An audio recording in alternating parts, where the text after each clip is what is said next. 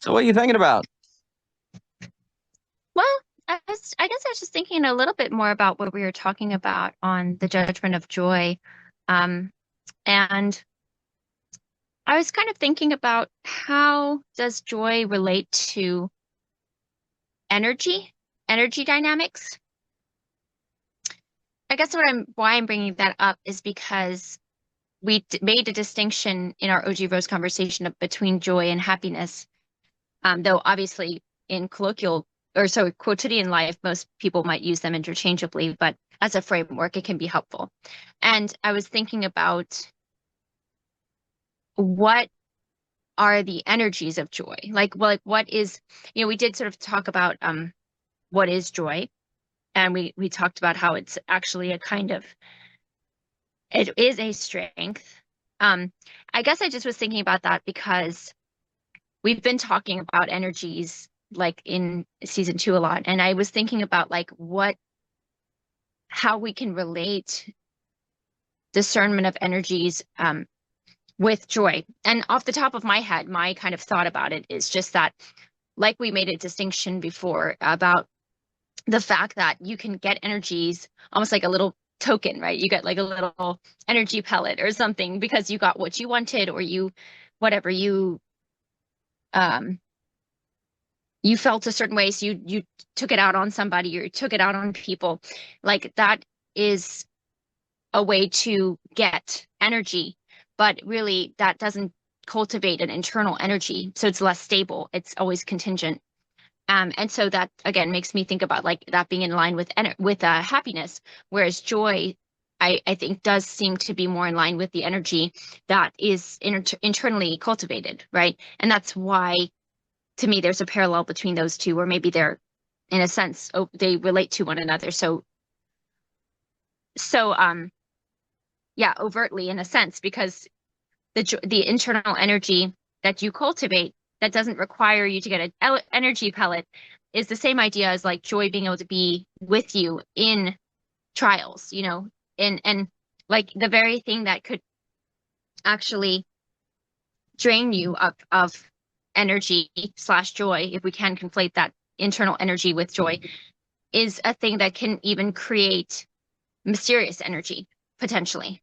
Um, Not that it won't be without like trials obviously do take their toll on biological energy, of course. But yeah, I just was thinking a little bit more about that. And um yeah, I mean this is a little bit abstract, but I guess if I want to, I was thinking also about internally consistent systems and wondering about if like how is joy um maybe we could talk a little bit about how maybe joy is able to be in the girdle point, whereas happiness might be more in line with internally consistent systems. So that's kind of what I've been thinking about, Dan. What about you?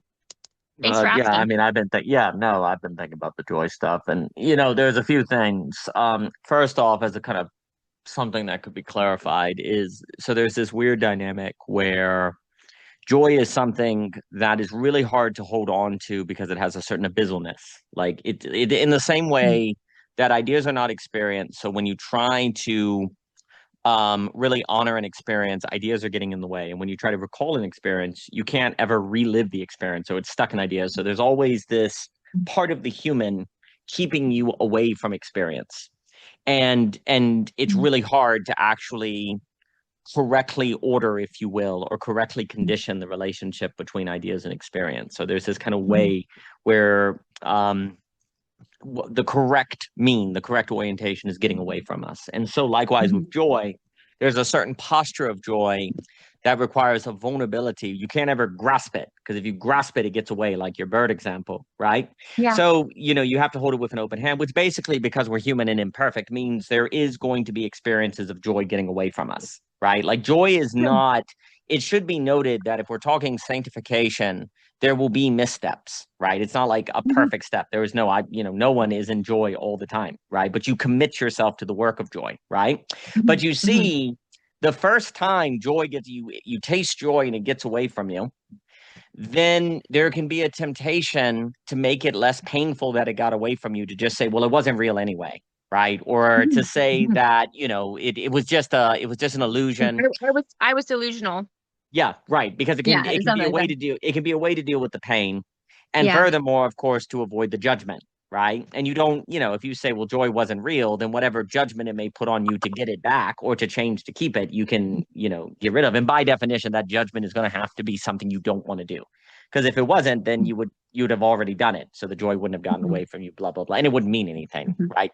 So that's why you have this sort of dynamic of tasting joy and then disavowing it, like kicking, getting rid of it, right? Because it can just be less, it can be easier that way.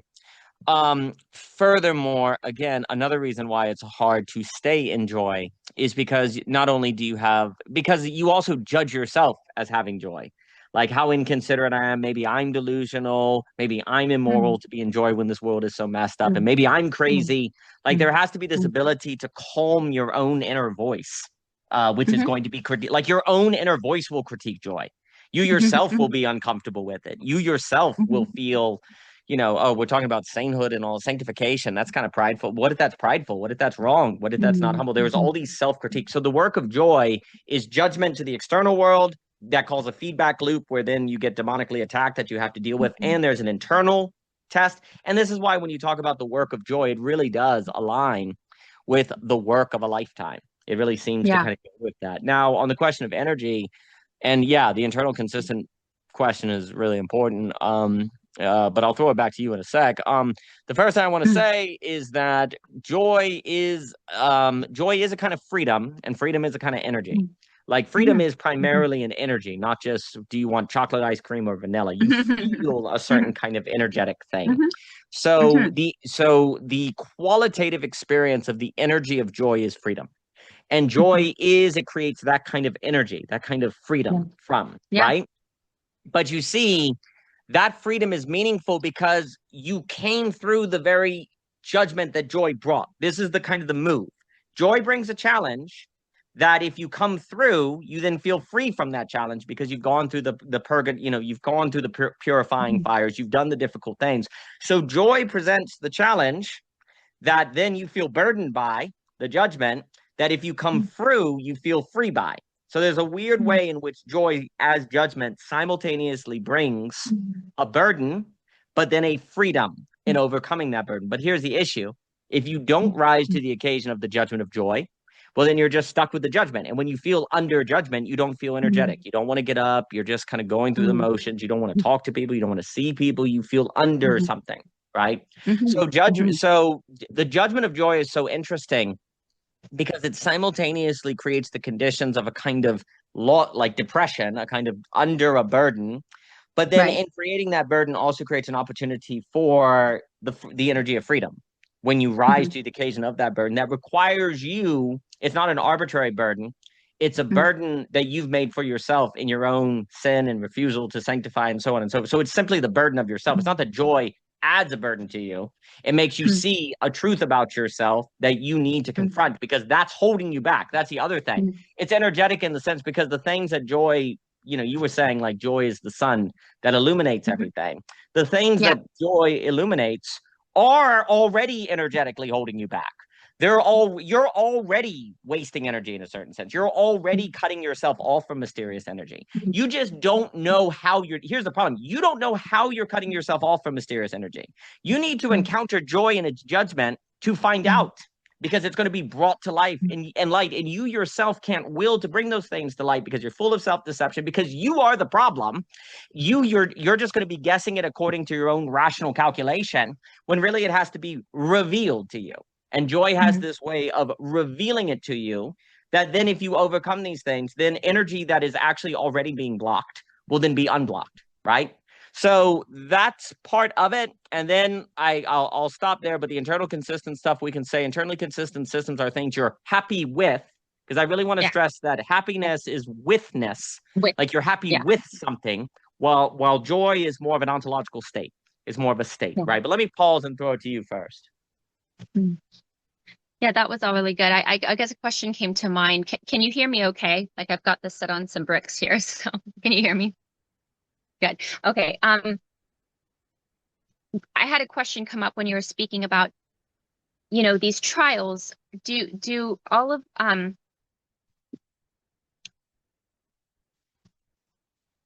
Are we talking about like the fact that joy judges in like just, I mean, I guess they're not actually usually distinct, like they're related. They're not always necessarily 100% reflective. But what I mean I'm trying to say that like this judgment of joy, are we talking about that in the kind of day in, day out sanctifying work of the person?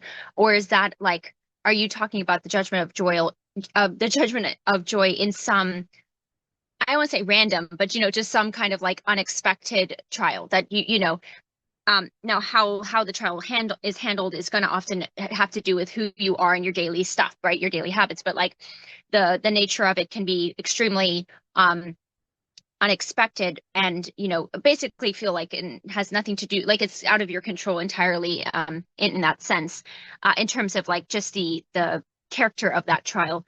But so yeah, is the judgment of joy still applicable there, or is it like a little different than like the daily quotidian judgment of joy that is like, again, this thing that sometimes can get away from you, but like you make a choice to commit to and work toward or work in or something like that, kind of like the freedom in versus freedom from. Like that's what I was thinking too when you were saying about the happy with, right? Joy is about this kind of joy in whatever the circumstance is, right? Not necessarily with, but in. So I hope that question makes sense. I can rephrase it, but what do you think about that? Oh, it makes sense. I think it's a kind of gradient. I think there's an event in a sense, like this geopadic, as you've discussed with Javier and Jacques, or strike Mhm. of beauty.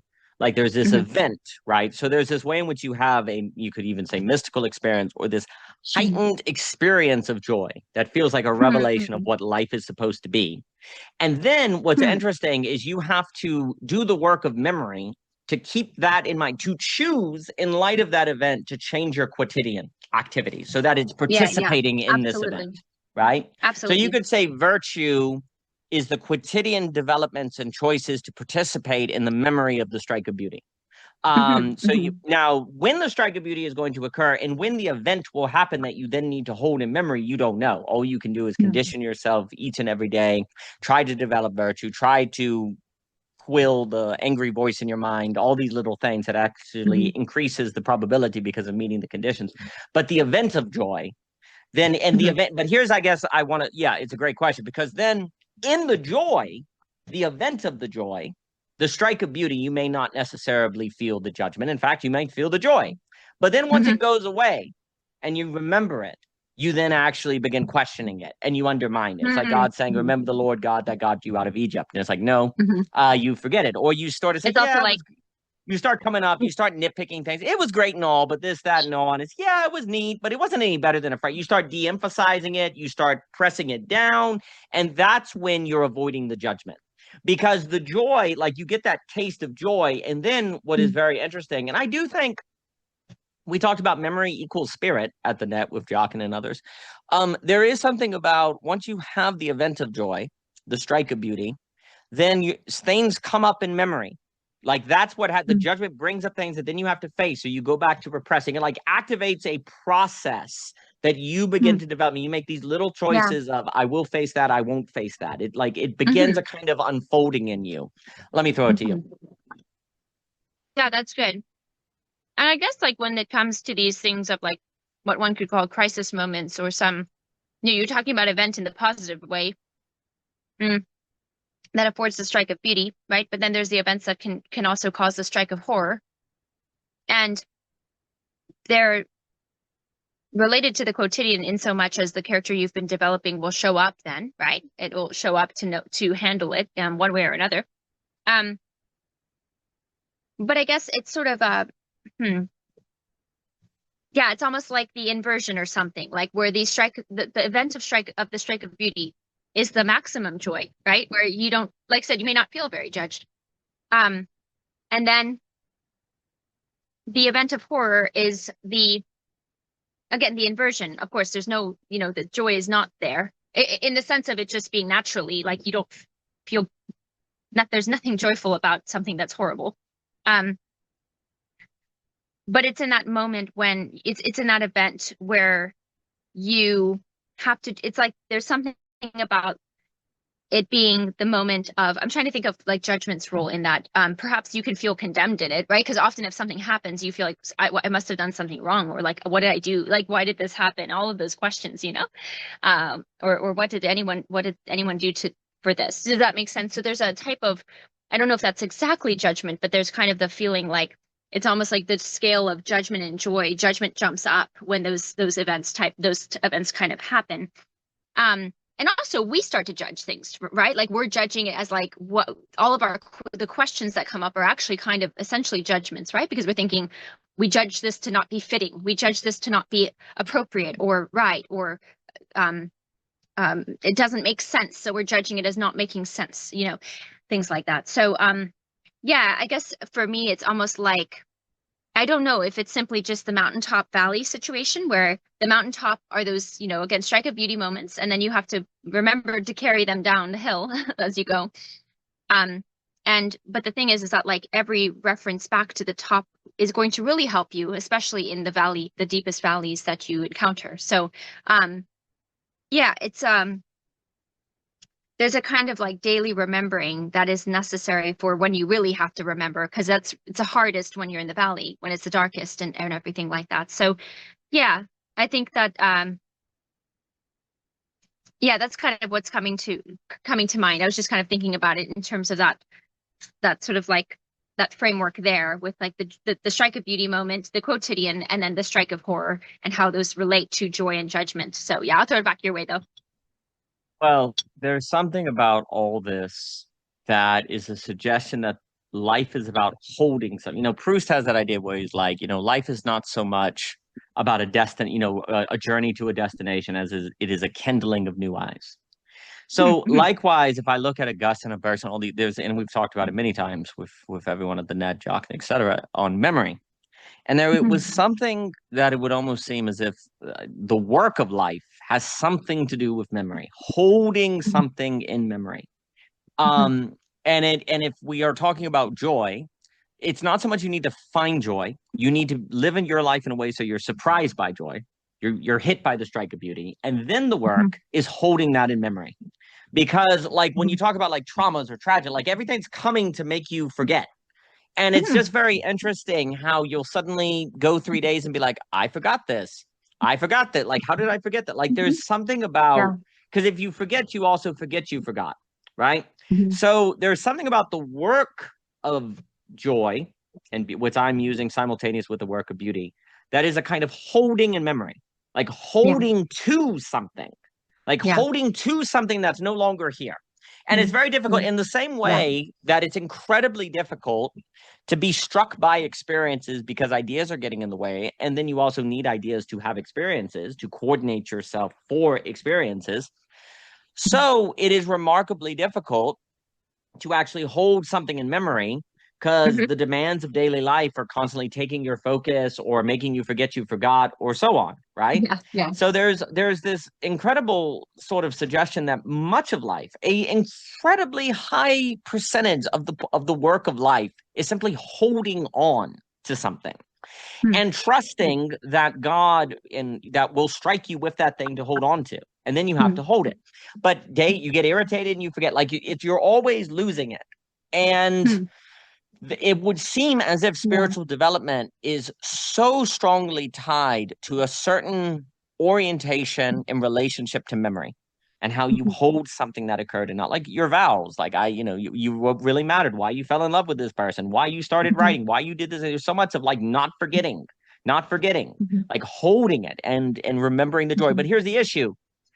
So it's already hard enough, seemingly, because of the human condition, to hold something in memory. So it's already hard enough to hold joy, but then joy also judges you. So then you don't want to remember it, right? So joy simultaneously is hard to hold in memory just by being itself. And it's hard to hold because it judges you. And in order to hold on to it, you have to simultaneously feel the judgment. You have to feel the work you need to do. You have to feel the things you need to do to change your life. You feel the things you need to relinquish so that you can hold on to the memory of beauty. But also what's interesting in this holding on is when you hold on to the memory of joy, you're also relinquishing that it's something you control. All you can do is hold on to the memory to act in such a way that it may come back. So what's Mhm. very interesting as well, because I was, we've been talking so much about relinquishment. There's something about memory that sort of squares the circle, if you will, on the problem of caring about something while also relinquishing it. Because when you are able to care about joy, you're able in memory and hold on to the memory and not let it die. Well, memory's not here. A memory is, by definition, in a sense of relinquishment. The experience is gone. You're relinquishing your control. You hold something in memory that also relinquishes your control. If you hold on to memory, you're saying your life has to be something you're not in control of. It comes and goes. Now you can live in a manner that conditions yourself to have more access to it and to become more of it. But what that means and how that manifests, you don't know until it's unveiled to you. So memory creates a very interesting dynamic of, and I'll throw it to you, of this way by which you have orientation. You're holding an orientation that is an acknowledgement of something you don't control. So you're holding an orientation while also relinquishing control of the fruits of that orientation. But that means you have to trust in it. You have to have faith in it. You have to have courage. Because if you hold an orientation while relinquishing control of the outcome, that requires Yeah. courage. And thus Yeah. thus enable possibilities of virtue. So for me, it's interesting with the memory to think of memory as kind of the main domain of sanctification, the main domain of virtue formation, kind of the metaphysical realm, if you will. And there is something about memory being the metaphysical realm. And yet it's very present in the physical. It's not dualistic at all. It's here now, right now. Yeah. And our temptation is to replace memory with dream, which makes us God, because then we're not bound by determination. We have to fight and this is a larger topic, but we have to fight everything within us to replace memory with dream. Because if it's our dream, we're God. Memory means we're not God. We're just like God, and we have to acknowledge something beyond ourselves, right? So we have to prioritize memory when everything within us, libidinally, etc., wants a dream. We want our dreams to come true, versus hold on to a memory that demands something of us so that life can be full and illuminated with joy. But let me pause and throw it to you. That's all very good. That's all very good. And I think, yeah, it's funny because it's sort of it sort of shows how revealing the wordplay is and I know we've maybe had this as the title of one of our conversations, but basically the idea of holding on, right? Because when you're holding on, you're not really holding anything. You're internally, like you're saying, your memory is awaiting something. You're in the state of it kind of reminds me a little bit of some of the Caputo, some of those deconstructionist Christians, like the kind of the kind of concept of waiting for the event or something like that. But yeah, it's you're kind of always you're not really holding anything, but physically, in a sense, but you are holding something inside of yourself. And also it's a type of holding though that is not a possession, because as soon as it's possession, it's fantasy, like you're saying, it's dream. To me, I think another way to think about that is fantasy, right? That's the other way that we kind of want to go, versus just using allowing ourselves to be in the fullness of the metaphysical memory. That is, because memory too is it's kind of in your control and it's also not, right? The things why are certain things so vivid to you and others not so much, or whatever? Why does some things you care to remember? You take the time to almost think more on certain things versus other things. But I do think there's kind of just well, dreams in the good sense of just the fact that we go to sleep every night and have dreams. There's a muscle that can be developed to remember your dreams more.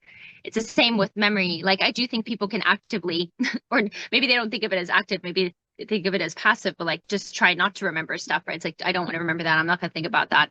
And it's avoidance, really. But yeah, when you are actually able to have memory be the means by which you cultivate a mode to be in the best position to live out joy and choose it, even when it's hard, that is necessary. That is I think that might be really the only way that you can do what we're talking about as it relates to joy.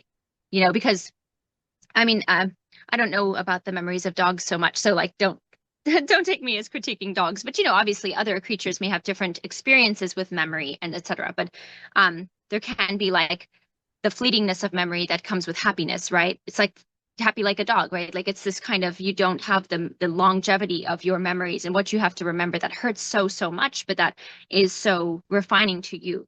Um, and yeah, so yeah, I think that's all very, very good. And I do think that it makes me wonder if like joy, yeah, if there's something about joy, again, it seems that it would require memory, in that sense. And also there's a question for me about like, I was bringing up like big trial, what we kind of think of as big trials in life. But I wonder why, like sometimes it's interesting because sometimes the people who seem to be able to, like when it comes to the strike of beauty, okay, somebody could also just deny that it was that, right? Like, well, that's a strategy, right? One strategy is just to say, well, it's subjective, and it wasn't for me. It wasn't a strike of beauty for me. It wasn't a strike of joy for me. So I'm not forgetting anything, I'm not letting it slip out of my mind at all. Now, again, that does feel like a highly avoidant strategy.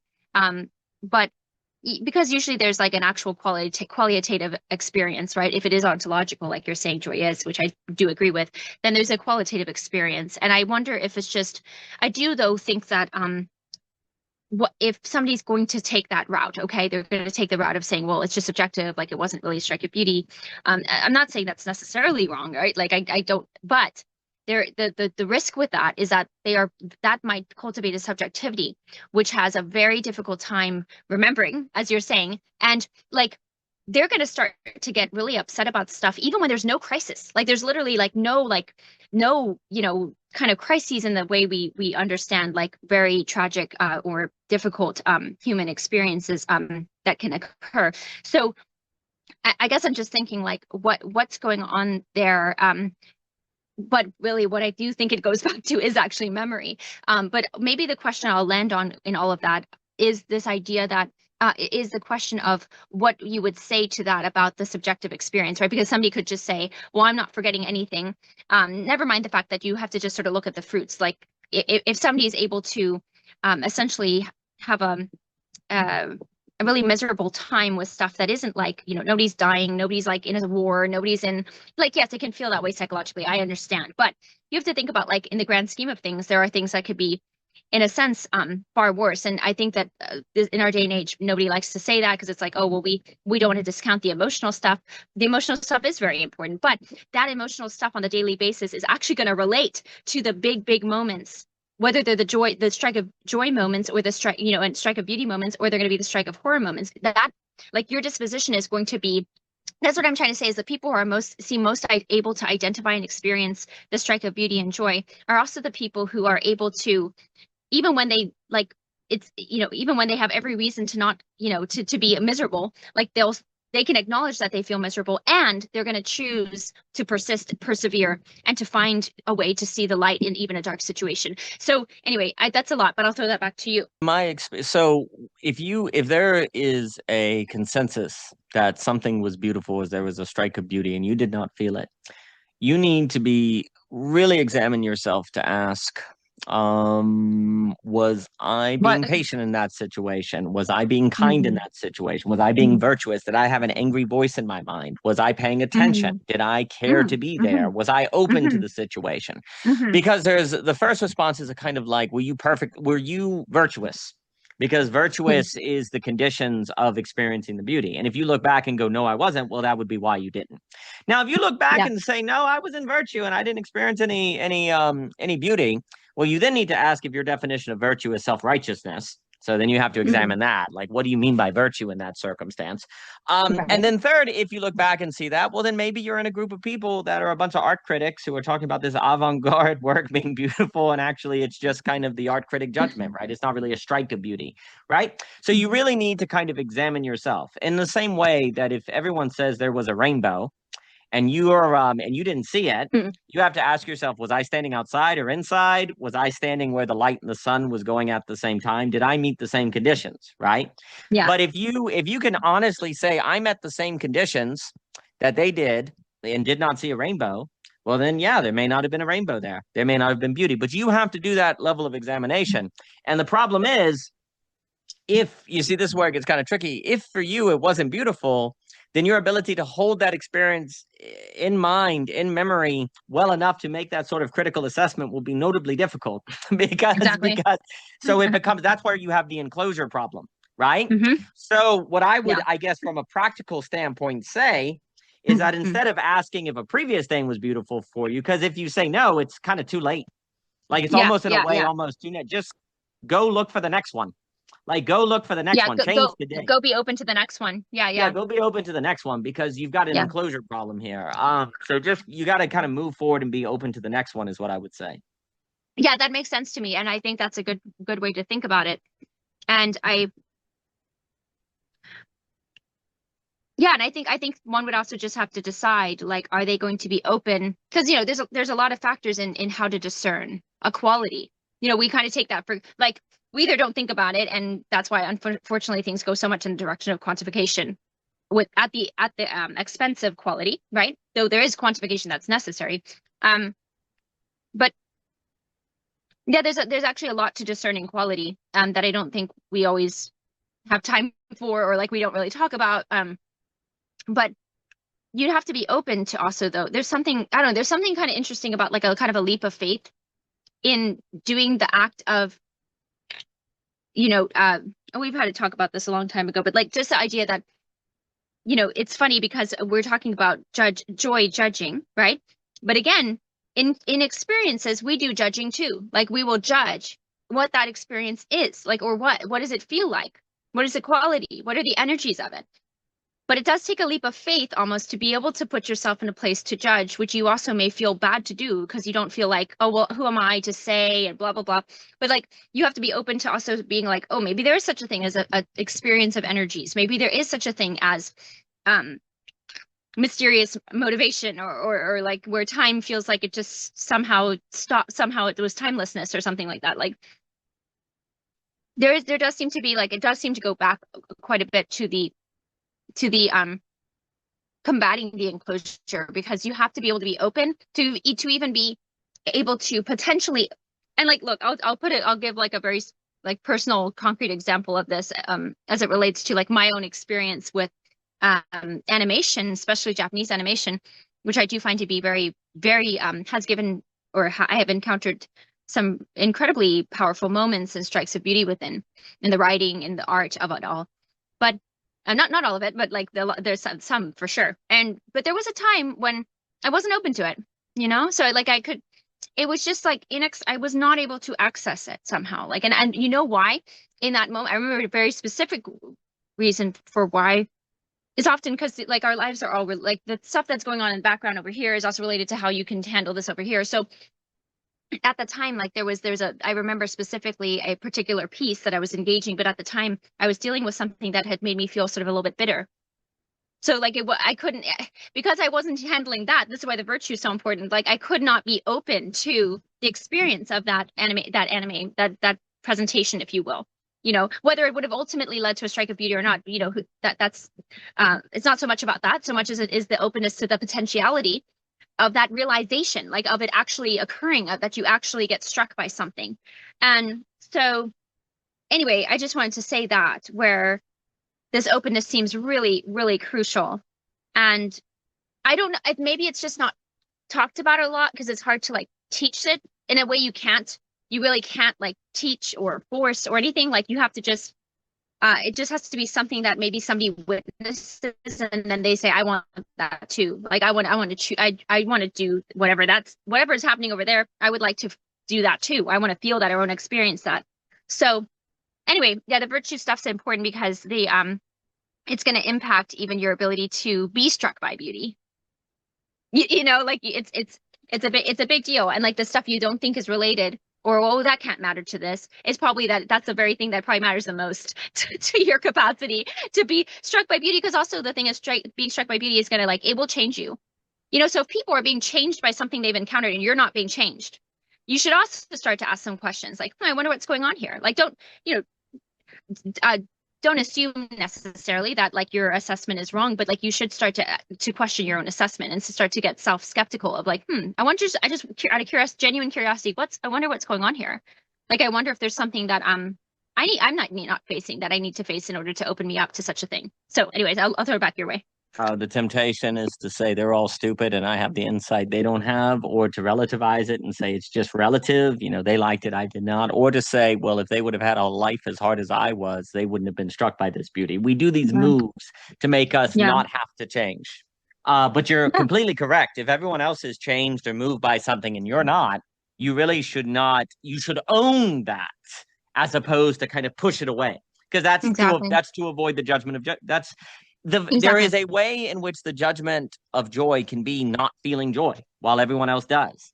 And there's a question, Yeah, joy denies exactly. itself to you. Joy doesn't show Mhm. up. And you have to ask why. And you can either say, because there is no joy here and everyone else is a fool, or maybe it's because you're not meeting the condition, because there's some bitterness you're not letting go, Doing et exactly. cetera, so forth. So yes, it's all related. Every area of your life is related to every other area because you Yeah. bring them together as hmm you. hmm They're all hmm brought together. And so they absolutely connect and they have high order causal relationships to one hmm another. Like how hmm you play baseball impacts how you're in the garden, not in direct causation, but in the indirect high order causation of how it forms you. So those things definitely go together. And there's something about, well, there's a weird thing in which what you have to do for joy is nothing. You have to do nothing. Stop, witness, right? And this is where Yeah. I think there is something in kind of some of the Eastern traditions where there's this Yeah. idea that you need to slow down or meditate or do nothing. All of Yes. this is an effort gesturing, in my opinion, in the hmm direction of you need to be an empty cup. You need to open Yeah. up, right? Now, the Yep. issue is, though, as we've talked about, some of the more Eastern stresses can teach you how to open up in isolation. But the question becomes in the social when dealing with global Yeah. pluralism. How do you have a doing nothing disposition when you're in the middle of global pluralism in the social? It's one thing to figure out how to access the mystical when you're isolated. It's another thing when you have children and your neighbors are a different religion from you and the local government is getting rid of the park down the street that you took your kids. Like that, like you could argue our age is figuring out how to have the mystical disposition while living in the cosmopolitan. And you could Yeah. argue perhaps this was not possible before the social coordination mechanism, blah blah blah. But there's a lot to that.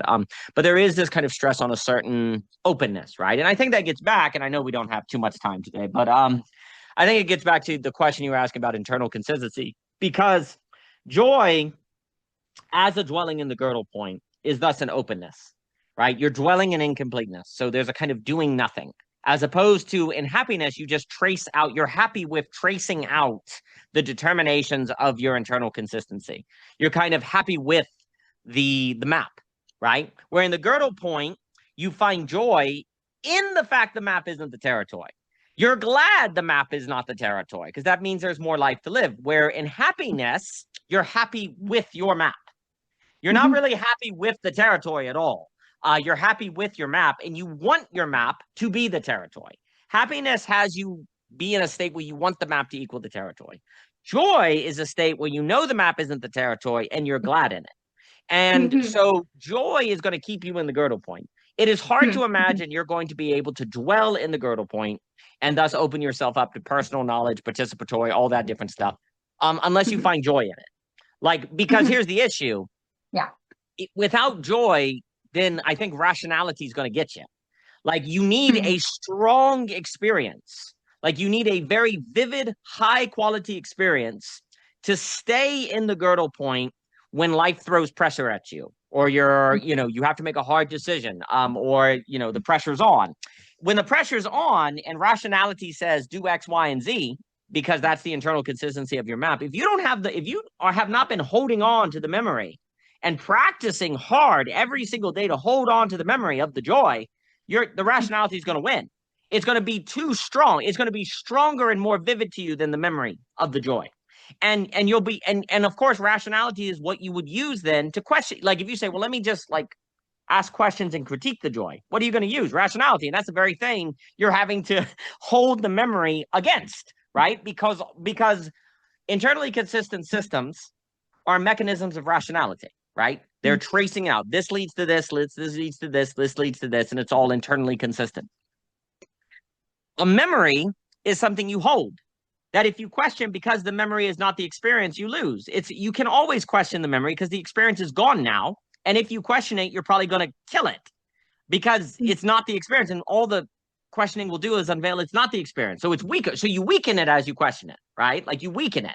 But rationality gets stronger under the pressure situation because as you're weakening the memory of the joy, the rationality that keeps you stuck in the determinations of your internally consistent system are becoming more vivid to you, thus more convincing, and then you're likely just to stay in the internal consistency, and that could have very damaging ramifications if that if that has you give up the life you've earned or make decisions you have to live with, and so on and so forth. So one of the reasons why, and then I'll talk to you, one of the reasons you must do the daily work of learning to hold on to memory of joy and beauty is because when it comes time to like really stand for it, because you really don't stand for the girdle point until you're tempted to leave it, until the social kind of pressures you to go out of it. Well, all you have in that moment is the memory of the joy. And how do you make a memory as vivid to you as good reasons? Like there's always good reason to leave the girdle point, almost by definition, because it's incomplete. So all of the good reason is on the side of not staying in the memory, not staying in the girdle point, not staying in the memory. And how are you going to stand against that? Like stand against yourself in that sense, unless you've been doing the daily work of holding on to the memory of what you know and what you've experienced. Like if you have not been doing that, you're just simply gonna break. It's already hard enough. Like it's an incredibly hard ask. But if you've not been doing that daily work of holding on, you're gonna break. But let me throw it to you for anything. Yeah, that was all very good. I guess what was mostly coming to mind was just kind of thinking again about hold on. In that I think there's something about memory and the ability to wait. Like there's something about slowing down that seems important to the ability to not forget, right? To when it's difficult to stay in the girdle point, to be able to do so.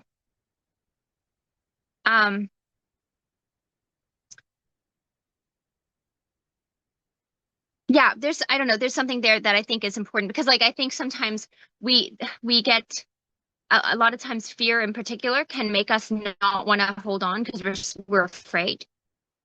And so then and a lot of times even anger and aggression is related to some type of fear.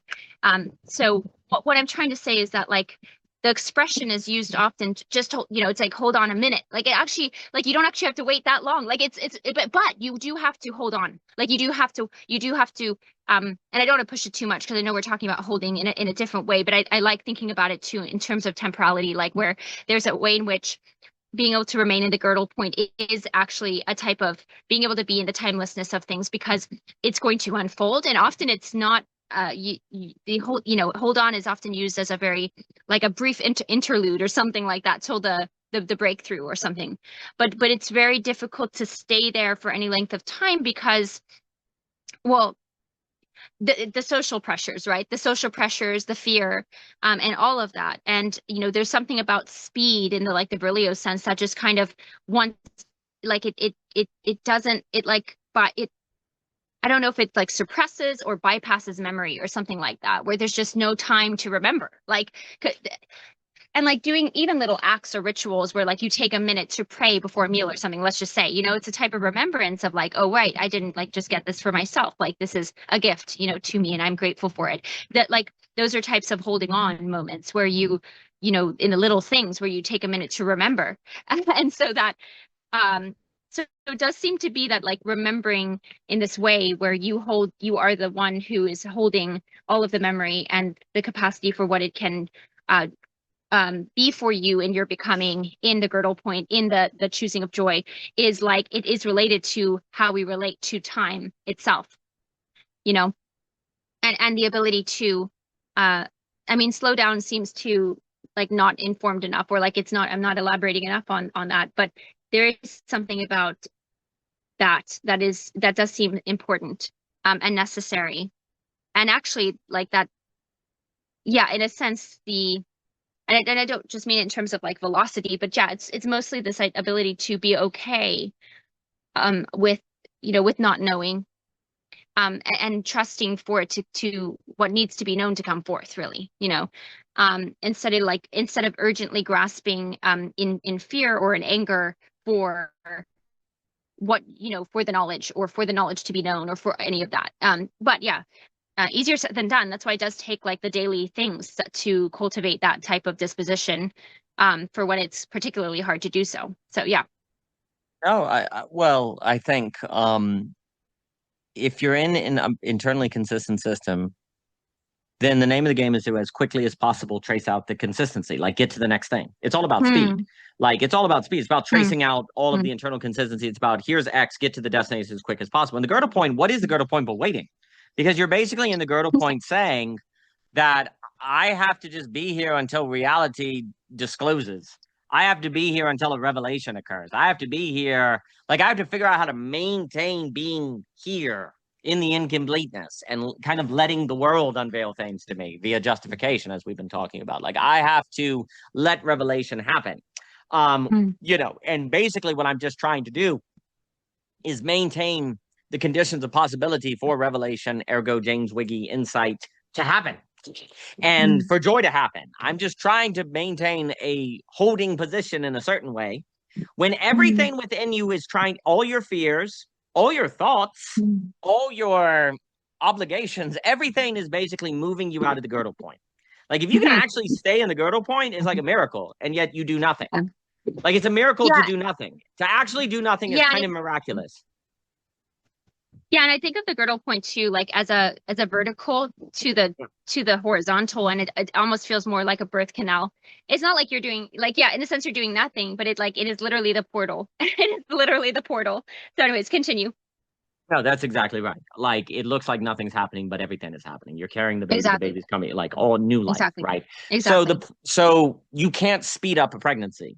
You can't speed up a Hmm. work of art. Like, speed is the language of quantification, and we all like if Hmm. you're saying we can go fast, that means Hmm. you know where we need to go.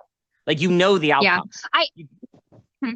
I guess I was just wondering, like, why does the internal consistent systems what is it gonna do once it does its little tracing out move? Like why? It's kind of like when people say like they're hurry up to be bored. Like people are rushing, like speeding in traffic, honking at people to get to where they're going, and then they're there and they're bored. Like what is it? Is it just kind of like a compulsion or something? Like why is it that it has to do this kind of quick little move through things? And also would maybe people contest, well, no, it's not that. Like we're dwelling in the internally consistent system just as much as somebody who would be dwelling in the girdle point. So what are your thoughts to They that? would say they would argue they're doing what they're supposed to do. Where the person in the girdle point is being impractical, they're not acting, they're being inactive. There would be a lot of ethical judgments. That's Yeah. why you can't make sense of the girdle point without beauty, because ethics Yeah. would completely have you on the side of the internal consistency. A lot of the reasons are psychoanalytical. First, we have internal consistency keeps out surprise. It keeps out the real. Mm. It keeps out things Mm. not going the way you planned. Right? Internal consistency is a plan. It's an enclosure. It keeps you safe. It It gives you something. it gives you Like something. gives It you tells something. you what to do. It takes your freedom, Even and if we that don't is want freedom. ultimately hell or something, Yes, that's like right. It tells you what to do. You don't have to bear the burden of freedom. Just follow the yeah, steps. Do this. It yeah. furthermore says you don't have to key the like when you look at like Christian apologetics or religious apologetics, that is Hmm. all just Yeah. internally consistent systems. It keeps out otherness. I don't have to take the other seriously. I don't have to change Yeah. my life in light of the other. I Yeah. know all of the answers. It gives you a feeling of power. It gives you a feeling of control. It gives you a feeling of safety. It feels good because it feels good. Now, of course, it's the feeling good that eventually flatlines into boredom and equilibrium. But to get to joy, you have to go through the nasty feeling of letting your idols shatter, right? Yeah. You have to give Yeah. up control and stuff like that. So Mm. the main Hmm. reasons for Mm. I internally see. I see. consistent systems, the reasons for them are very psychoanalytical. They're also of the technological essence. Hurry up, get to the Yeah. outcome. It's procedural. So what you see in the Hmm. internally consistent system, or what we call a map, is basically the mixture of technology and libidinal. Because Hmm. the Hmm. psychoanalysis, Lacan, all of them are like the brain is already drenched in libidinal energy. It's a desiring thing. It is not anti. Yeah. It doesn't. It's not that the libidinal is in the body and the brain is free of it. It's drenched in desire. And so the Hmm. internally consistent system is what rationality that denies incompleteness naturally creates and must create, even if it's aware of Gödel, because it can't think Gödel. You can only kind of dwell in it full body and experience. So then the problem is the brain will naturally use the Gödel point actually precisely to make its map indestructible. It will acknowledge incompleteness to keep out incompleteness in this very weird, ironic, paradoxical move. Absolutely. But it's a simultaneous, the internally consistent system is a simultaneous mixture of technology and libidinal. It's like libidinal technology in a certain kind of way. It is the technological essence. And so it is both it is where AI is taking us, a great internally consistent system, and it is also where we want to go. Because we don't want to be free. We don't want joy. We want to feel safe. We want to stay undeveloped, right? So it's that kind of keeping you an adolescent, infantilization, keeping you a child in a bad way, kind of thing. Yeah, infantilization for sure, and that makes sense now. It's like this. It's all in a bit of a hurry because it's like who says that quote? Is it Kierkegaard or someone about like sitting on a like sitting in a room by yourself, like that? This would solve so much of the world's problems if people could just sit alone in a room or on the porch or whatever it is. Like if people could just sit and be okay with that. What I mean to say is that frenetic energy is ultimately it is a kind of form of avoidance, right? It's and just ethical. It's the right thing to do. So it's just there's so much fortifying that as what this isn't like there's nothing wrong with this. This is exactly what you should be doing, right? The horror of autonomous rationality is that it makes avoidance rational and responsible. Absolutely. Avoidance becomes the right thing to do. Yeah, and you're not avoiding any, like that's the other weird thing is like within it, you're not avoiding anything. You're taking action, you're doing this, you're whatever, you're doing everything you need to do, and on all of it. But it's you're avoiding the Gödel point, which is in a way nothing. So you're avoiding nothing, and that's a good thing. Well, actually, you're avoiding lack, and lack is not nothing. That's why the Gödel point is strongly tied with the absolute choice. Because if the Gödel point is nothing, you're avoiding nothing, and that's great. You're facing everything then. Right. Like you're facing everything. You're facing everything. But if lack is not nothing, then you're actually not facing everything. You're avoiding something. So it really matters on if you think lack is nothing or if lack is not nothing. Yeah, 100%. But I know we're out of time. So, but always good talking to you. Thank you. Always a delight, Daniel. Thank you. Love you. All the best. Love you. All the best. Bye.